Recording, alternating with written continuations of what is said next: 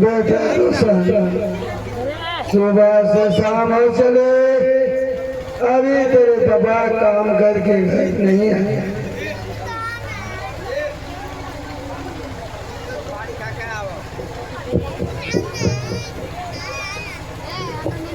इससे घबराने की क्या बात है माँ? पिताजी तो काम करके आते ही होंगे।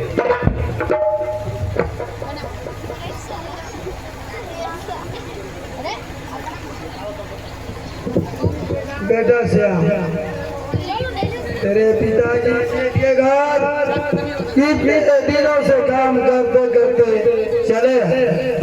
जब से मैं यहाँ आया हूँ तब से तेरे पापा सेठ के घर काम करते करते बीत गए। और हमारे खेत बधार और जमीन जायदाद पर सारा अपना हक जमा रखा है।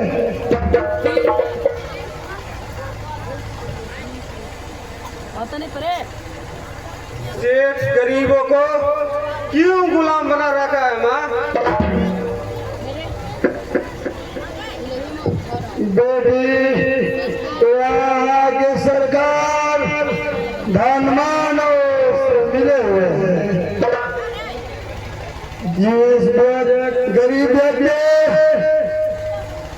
अपना हक और मजदूरी और मान सम्मान को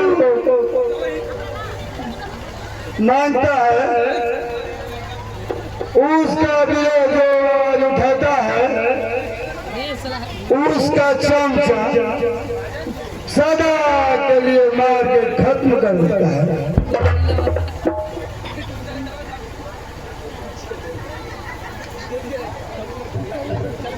हम तो ऐसा क्यों करते हैं ना? यहाँ के गरीब जनता कानून से मदद क्यों नहीं मांगते? बेटा रोशन, यहाँ के मजदूर बेटे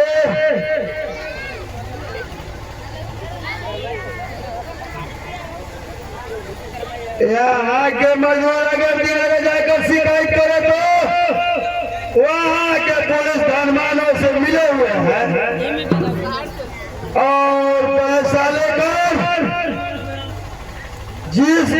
उस गरीबों को पैसा लेकर जेल में डाल देता है। यहाँ की सरकार भी गरीबों से घृणा करती है। हाँ बेटे, यहाँ के कानून के रखवालों ने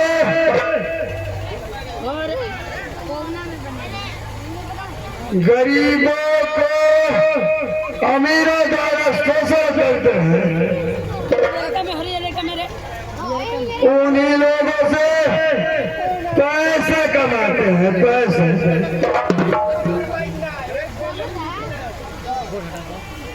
और बाबा भीमराव अम्बेडकर को संविधान के लिखा हुआ उसे अपमान करते हैं, अपमान।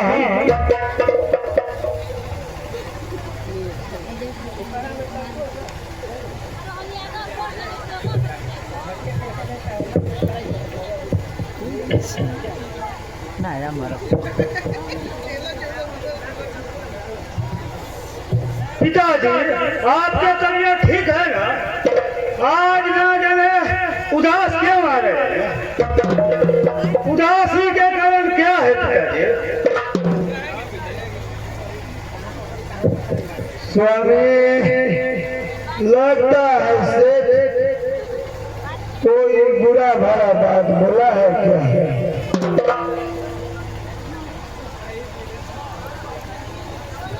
बातें नहीं उर्मिला, सेठ और उसका मुनीम मारने लगा।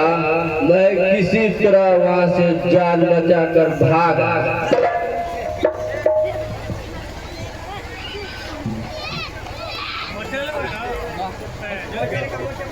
लेकिन पिताजी आपको सेठ क्यों मारा?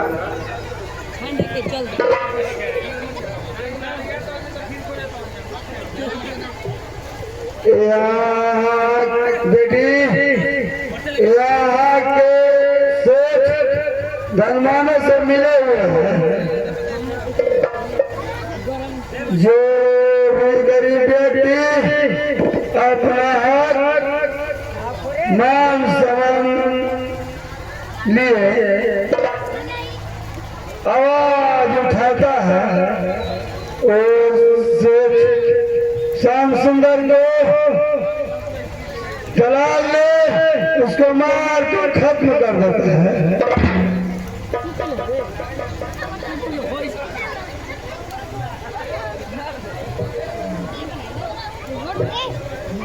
आपको सेठ प्रेमी से मारा और आप रोशन भैया को सेठ के पास जाने से रोक रहे हैं।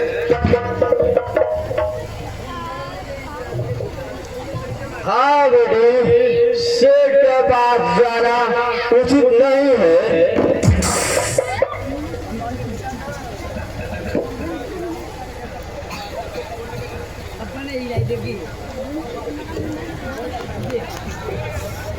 इसी तरह हम लोग गरीबों को मारता पीटता रहेगा और हम सब सहते रहेंगे।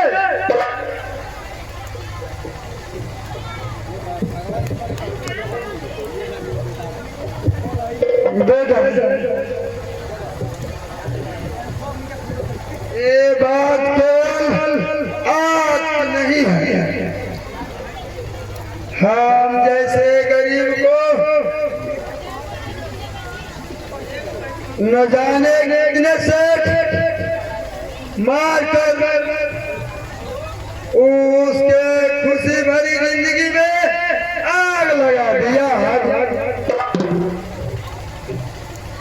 सेठ से दुश्मनी मोल लेना उचित नहीं है बेटा। लेकिन हम लोग कितने दिनों तक इस अत्याचारी का अत्याचार सहते रहेंगे?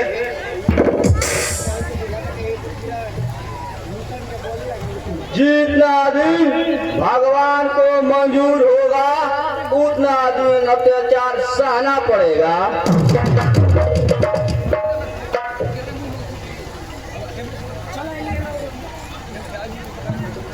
लेकिन पिताजी, मेरा निगाह में यह सहना उचित नहीं है।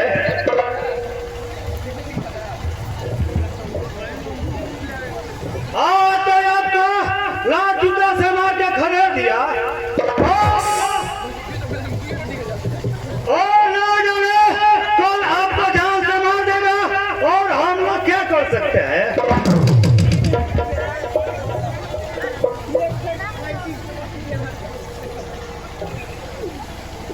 बेटा, मेरा मौत सेठों के हाथों लिखा है, उसे कौन टाल सकता है?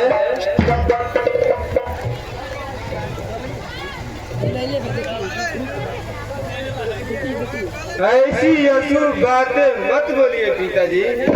आज के बाद से सेठ की घर काम करने मत जाइएगा।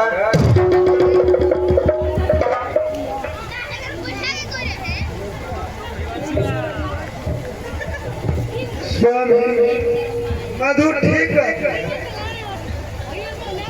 और यहाँ नहीं काम कीजिए, दिल्ली गुजरात जाकर काम कर लीजिए।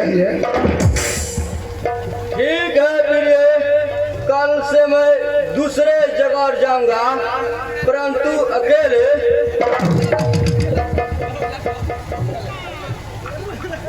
इसका मतलब समझा नहीं।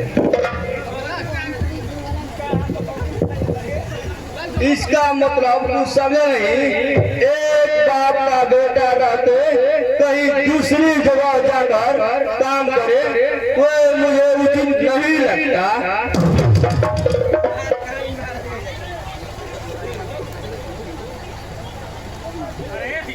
पिताजी, आप तो बूढ़े हो चुके हैं और मेरा काम करना उचित है। हाँ, मैं भी सोचता हूँ तुम्हें काम करनी चाहिए, और मगर हर काम का समय होता है। इस समय है तुम्हारा पढ़ना लिखना,